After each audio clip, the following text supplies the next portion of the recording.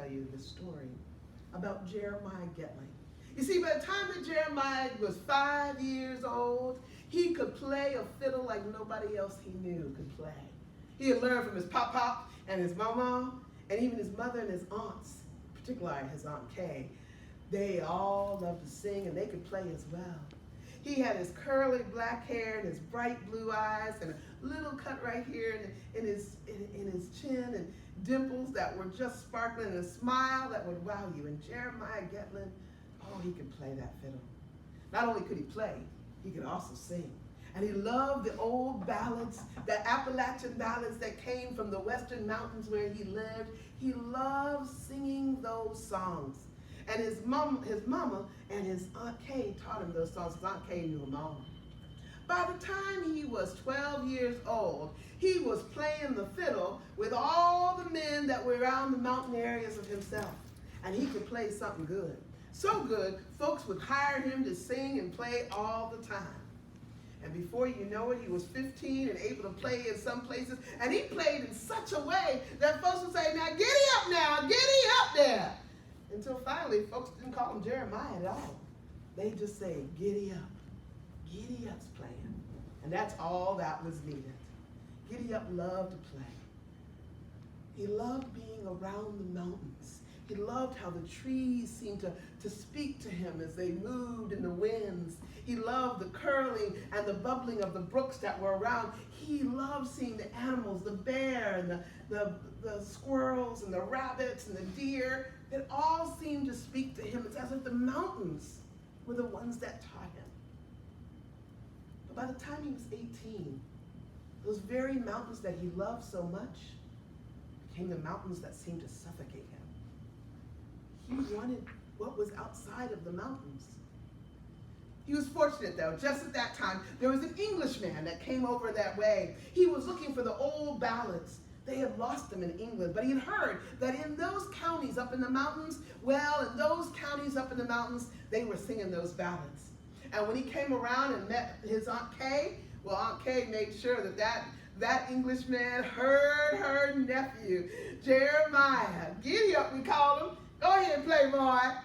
And he took out that fiddle and he played. Ooh! Well, that Englishman, he said, this is good. Would you come to Europe with me? He was thrilled. So he graduated and immediately got on a plane the first time ever and went over to England. I'm here to tell you, when he got to England, you should have seen those English people. They were so excited, they jumped out of their seats and they started dancing. Even the prince and the queen, and even the prince and the princess were there. It was amazing. He went and played all over Europe. He played for the king and the queen of Sweden.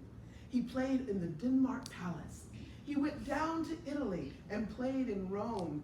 And they say that it was live streamed right into the Vatican, and the Pope saw him and applauded. He played, and as he played more and more, his playing got better and better. It was so good, he was just playing so hard. It was almost as if as he played, he was dancing to his own tunes, eyes closed, just going. But after about a year, he was longing for home. And the truth was, the mountains were longing for him to come back. So with the parcel of money he had made, he flew home, bought himself a car, and stacked all the rest into the bank.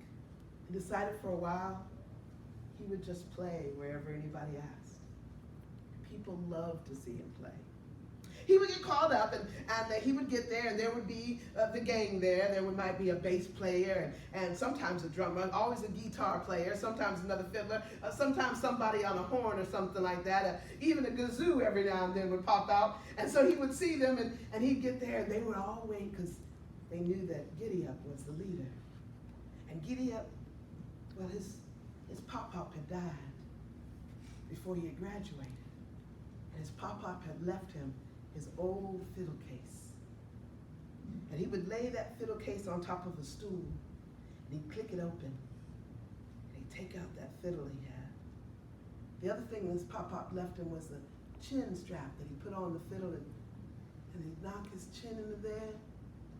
And that chin strap had been used by 3 generations of men before it. It was worn well.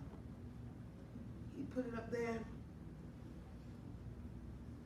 lean over with his fingers, tune as he needed to, get out the bow, and they were going to be ready to go. He would put it down real quick like, and then take that case and put it down. He'd move the stool behind him, and then he'd say, picking things up, "Y'all about ready?" They nod their heads, and they'd start to play. And next thing you know, he'd close his eyes. It would be right about this time there would come into the room a man. Now, if you looked at the man real good like, if you looked at him sharp enough, you would note that, well, he had black curly hair and blue eyes and a cut in his chin and dimples. And you'd also be curious and think, that must be some kind of kin, some kind of cousin over to Jeremiah. And if you looked at them real good, you'd be wondering why they looked like they were wearing the same kind of shirt right there to that same party. But nobody was looking close because they were all listening to Jeremiah, so they didn't look at the stranger coming in the room. And the stranger, he came in and he started looking. He started looking for that one. Oh, y'all know that one. You've been to a party before, haven't you? You been to a party? Who's been to a party? All right. Well, you know the person at the party. He was looking for that one. He was looking for that one. The one that was over there, her feet were tapping, her hands were tapping, her arms were shaking. She was moving all around, but nobody was asking her to dance, and she was just trying to,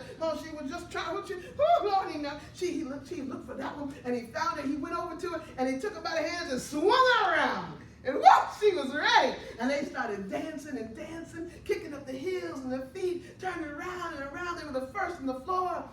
And everybody else got on the floor as well. And they all started to dance. And he swung that girl around and danced with her for a long time until some other man came up and asked for a chance. And he stepped away. And then he started looking for that one, the other one. The one that stood over in the corner. The one who didn't have any pretty ribbons in her hair. She didn't have enough money for that. Her hair was just hanging down. She didn't have no fancy clothes on. And she knew she wasn't pretty or anything like that. She tapped her feet, but she looked and she wished. She knew nobody would come her way. And that fiddle dancer come on over to where she was. And he would lift her chin. And she put it back down. And he'd lift her chin again, and she started to go down, but he lifted again, and then he'd take her hands, and he'd spin her out onto the floor. And he'd start dancing. And in a few moments, she felt like she was the belle of the ball. She felt beautiful. And she danced and swung and danced, and her heart filled, and it wouldn't be long till another young man came in and said, "Can I have a dance with her?" And she was taken away. And then that fiddle dancer looked for the other one. One of the older ones, sitting down looking at the young folk as they're dancing. She was over there turning the ring on her finger, remembering the one she loved. He had gone away. He died. She's by herself. It's time for the young children to dance. And he'd come over to her, and he'd take her by her hands, and he'd lift her up gently. And he wouldn't swing her around on the floor. No, he pulled her in close and danced with her. And before you know it, her head was laying on his shoulder, and she was remembering, and it was like she was dancing with the one she loved.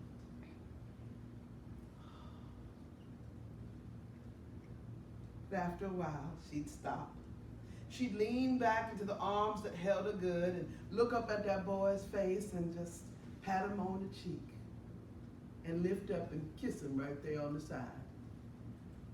And then she'd sit back down. She'd twirl her finger, ring on her finger. She was smiling now. That's what that boy did. That stranger man came in there, that fiddle dancer, went around dancing with all that he could, with anybody that looked like they needed a dance.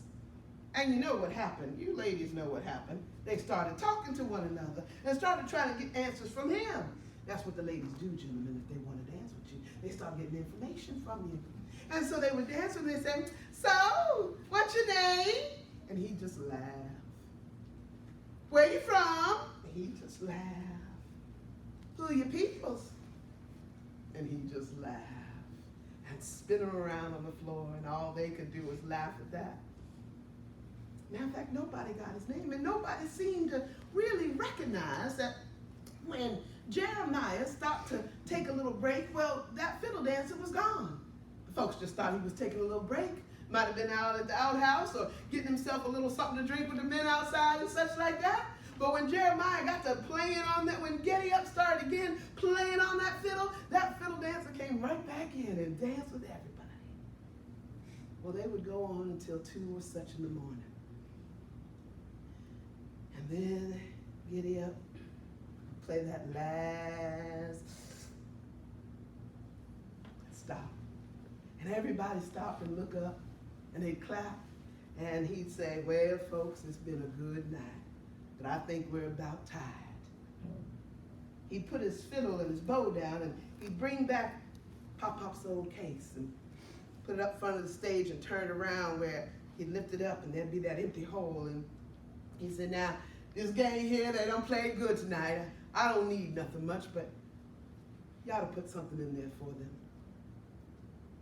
And so folks did. Some folks, they only had a quarter. They put in a dime or a nickel, some a dollar. That old woman, she,